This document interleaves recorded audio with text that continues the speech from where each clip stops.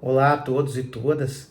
Eu sou o Leonardo Braga Moura, um gaúcho, advogado há 20 anos, sendo 10 destes aqui em São Paulo. Eu quero começar agradecendo imensamente aos organizadores por, pelo convite para participar por mais um ano dessa Jornada Internacional de Direito de Gramado, que é um evento que já está marcado na história do direito nacional. Uma grande honra. Mas principalmente parabenizá-los pela decisão de enfrentar os desafios impostos pela calamidade que assolou o Rio Grande do Sul e realizar as adaptações necessárias para manter o evento em pé.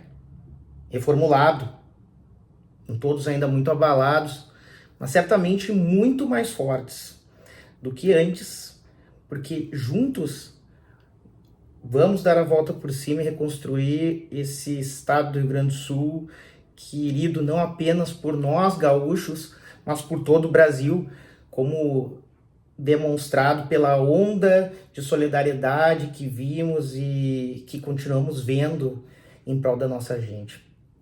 Enfim, é uma grande alegria estar aqui na 29ª edição, a versão Fênix, e como o tempo aqui também vai ser curtinho, eu decidi usar esse espaço que me foi concedido para compartilhar com vocês algumas reflexões sobre o entrelaçamento do direito com a tecnologia e como isso pode afetar o nosso futuro, a nossa sociedade. Algo que a gente não tem dúvida é que o direito, assim como a tecnologia, não é estático. É um organismo vivo que evolui, assim como a sociedade e a tecnologia. Como vocês devem ter percebido, a minha palestra ela tem um título sofisticado, levando digital, futuro e tecnologia na mesma frase. Eu não sei quanto a vocês, mas ouvindo isso, imediatamente me vem à cabeça imagens de robôs, supercomputadores, veículos autônomos, a inteligência artificial e um cenário digno dos Jetsons. Para quem não sabe, é um desenho animado, futurista, lá do século passado. Bom, talvez seja um reflexo da minha geração, que vivenciou toda essa revolução, uma grande revolução tecnológica. No entanto, por mais futurístico e disruptivo que seja o tema, quando a gente insere direito aí no meio, nós obrigatoriamente precisamos nos remeter ao resguardo dos direitos da pessoa humana, colocando a pessoa humana como elemento central. Mas isso eu vou deixar para falar um pouquinho mais para o fim. Mas voltando à Revolução Tecnológica, eu queria contar uma história para vocês. Em 1965, o então presidente da Intel, Gordon Moore, ele previu que o número de transistores por polegada quadrada em um circuito integrado, um chip, ia dobrar a cada ano. Essa previsão, hoje conhecida como a Lei de Moore, ela é amplamente utilizada para avaliar o progresso tecnológico de forma geral. Porém, tem uma mudança conceitual emblemática. É que a velocidade de duplicação das tecnologias, ao invés de seguir um padrão linear original, passou a evoluir de forma exponencial. É um fenômeno quantitativo, mas que tem implicações qualitativas imensas. Vamos lá. Então, tentando explicar. Ao tomar como parâmetro uma curva de crescimento, tá, da velocidade de processamento dos computadores, o Raymond Kurzweil, que é um dos pioneiros na exploração da inteligência artificial e um dos futuristas mais influentes do mundo na atualidade, previu que a inteligência humana seria superada pela inteligência artificial por volta de 2045. Momento que, segundo ele, ocorreria o que se chama a singularidade tecnológica. um termo que passou a ser utilizado ainda na década de 50. Então você vê, a gente é curioso imaginar, tá, que essas previsões de tamanho e impacto, você pode imaginar como soa para alguém que lá em 77, não é o meu caso, mas muita gente que deve estar aqui nos acompanhando, nos primórdios do computador pessoal, tomou como verdade absoluta uma afirmação também bem interessante do senhor Kenneth Harry Olsen, tá? Que era o presidente da empresa, de uma das empresas mais influentes da informática lá no final da década de 70. O que ele disse, né? O nome era Digital Equipment Corporation, a DEC. E a previsão dele foi no sentido de que não haveria nenhuma razão para qualquer pessoa que possui um computador em casa. Bom, imagina naquele tempo, o presidente de uma das empresas mais influentes de um determinado setor, ele faz uma declaração dessa, muita gente levou a sério, certo? E naquele tempo, nós estamos falando de um tempo em que Apple e Microsoft não tinham 2 anos de existência, eram empresas de garagem. Então, o que acontece? A história mostrou que entre aqueles que duvidaram daquela afirmação, estavam alguns dos mais bem-sucedidos gigantes da indústria moderna.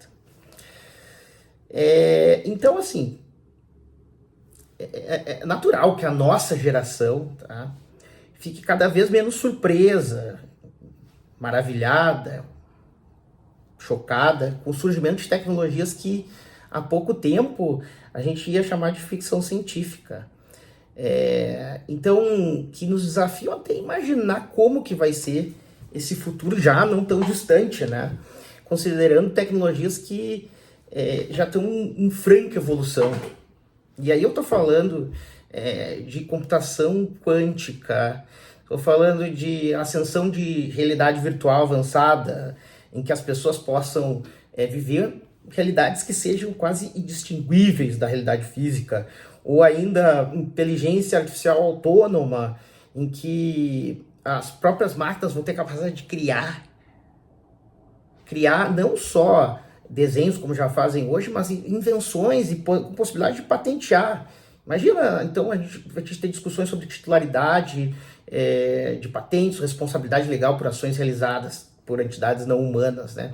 Falando a gente vai ter nanotecnologia, modificação genética, imagina a edição de material genético via inteligências artificiais, a redefinição do próprio significado de vida. Talvez redes neurais. Tatiana Coutinho gosta muito desse assunto, acho que ela também deve ter palestra aqui. Consciência artificial, enfim, são exemplos de tecnologias que existem, tá? Mas que elas ainda vão impactar nas nossas vidas e vão poder também definir um futuro. E esse futuro inclui o futuro do direito em si. Aí, numa tarde dessas, eu com todas essas ideias, diversos pensamentos relacionados aí ao que eu acabei de falar na cabeça, eu estava ali e pensei, vou explorar um pouco esse ChatGPT. E coloquei ali o prompt. Como que seria a rotina de um advogado daqui a 40 anos? Pediu essa resposta para ele, o que veio, tá? Ele disse, claro, aqui está um roteiro reimaginado para um dia de um advogado daqui a 40 anos, refletindo avanços ainda mais futurísticos em ciência e tecnologia. Isso é tudo prompt. Enfim, ele colocou uma cena, amanhecer inteligente. Então, amanhã, o advogado acorda com uma habitação modular autossustentável. A inteligência artificial da casa ajusta o ambiente com base nos padrões do sono e bem-estar do advogado, enquanto um assistente holográfico apresenta um briefing do dia a dia. Ilustração. Depois, a preparação personalizada. O advogado utiliza uma estação de bem-estar que fornece cuidados personalizados, desde o vestuário nanotecnológico adaptativo até a nutrição otimizada com base em análises biométricas diárias. Conexão global é a cena 3. Na estação de trabalho imersa, o advogado se conecta a uma rede global de profissionais jurídicos. A inteligência artificial facilita a colaboração em tempo real em casos internacionais, utilizando a tradução neural instantânea. A advocacia avançada. No seu hub, o advogado interage com sistemas de inteligência artificial avançada que analisam precedentes legais quânticos e simulam resultados em litígios de diversos e múltiplos universos paralelos. Pode ser situações, né, paralelas, eu entendi. Audiências virtuais, o advogado participa de audiências em tribunal virtual, onde juízes e advogados são representados por avatares. Isso aí já existe até, né? Mas a realidade virtual permite a recriação de cenas e análise de evidências digitais em um ambiente controlado.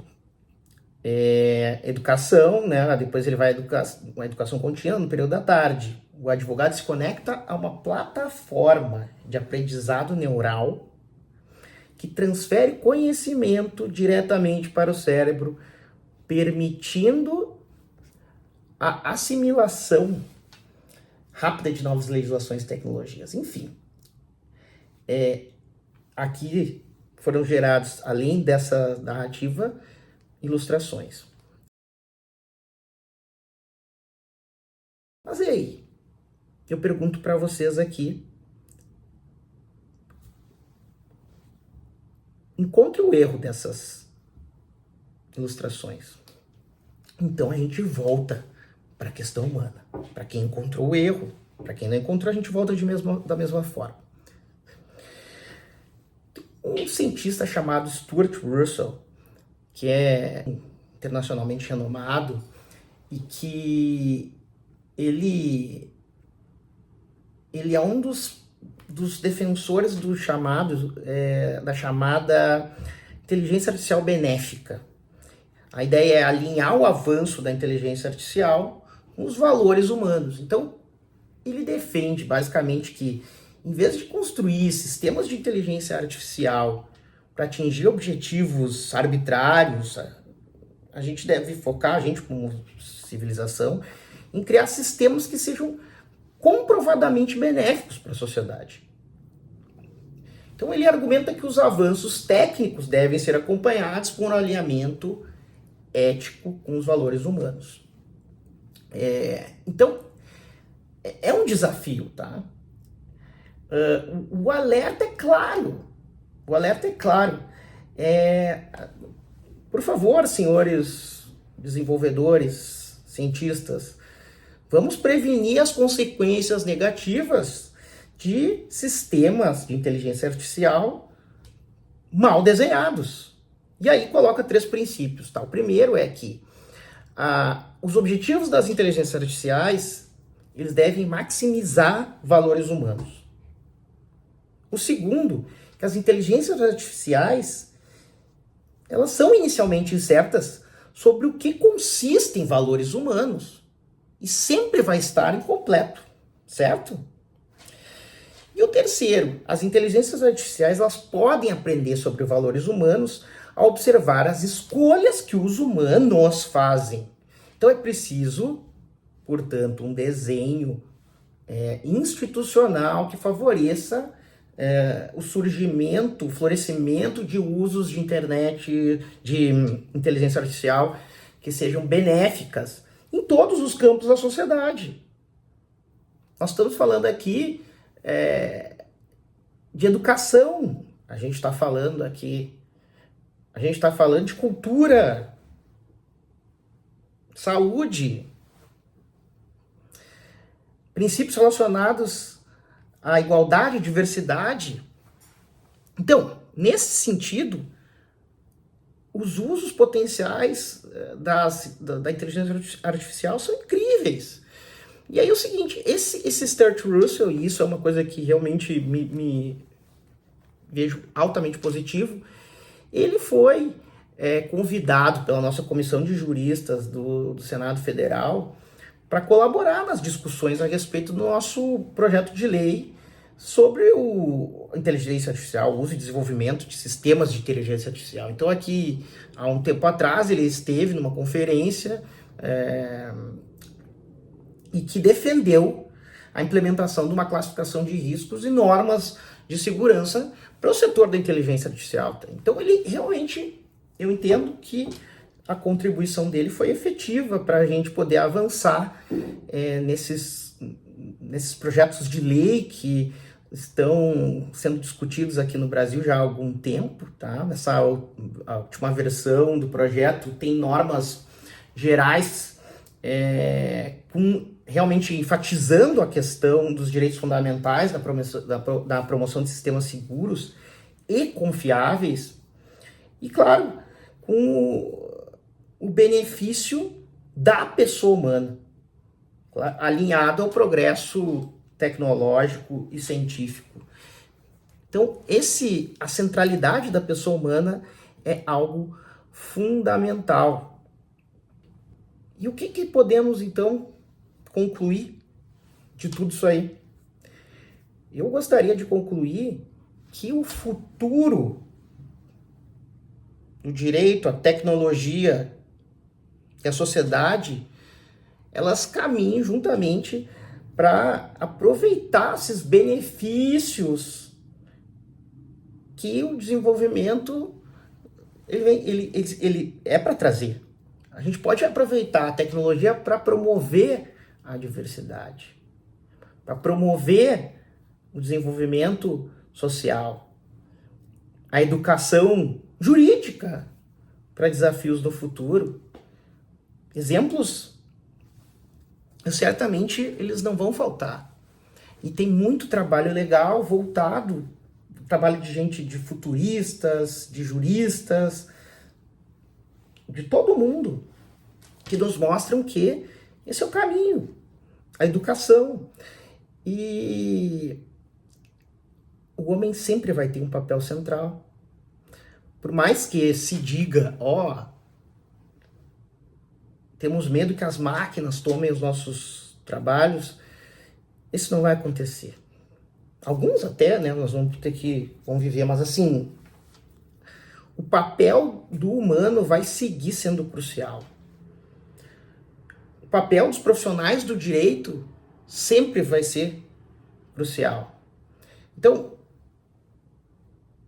teremos que trabalhar juntos para poder construir um futuro em que leis e contextos novos e as complexidades trazidas por tecnologias como a computação quântica, por exemplo, elas também vão ter que ser utilizadas de uma maneira alinhada com os valores humanos, com questões éticas ligadas a tudo isso. E aí nós vamos ter que passar por uma evolução também na nossa educação e cultura jurídica. Porque esses advogados, que são a grande maioria dos que estão assistindo isso aqui, esses advogados do futuro, vão ter que estar preparados para novos desafios que a gente ainda não consegue nem compreender, que envolvem tecnologias emergentes e essas implicações legais, tá? Então a gente tem que, para fechar, entender que nós temos esse dever de aproveitar essas oportunidades em prol da humanidade, do desenvolvimento da humanidade, mas sem também deixar de lado esses riscos que existem em relação à proteção dos nossos direitos. A máquina, ela vai precisar da gente e a gente vai precisar da máquina. Então, não falando aqui apenas como um advogado ou como um jurista, mas sim como alguém preocupado com a sociedade, com os setores privados e o Estado, enfim, convoco e entendo que cabe a todos nós, juntos, construir uma sociedade em que a gente possa otimizar e utilizar todo esse arsenal tecnológico a favor da democracia, da diversidade, da promoção à diversidade e da construção de um mundo melhor. Agradeço e fico à disposição. Muito obrigado, pessoal.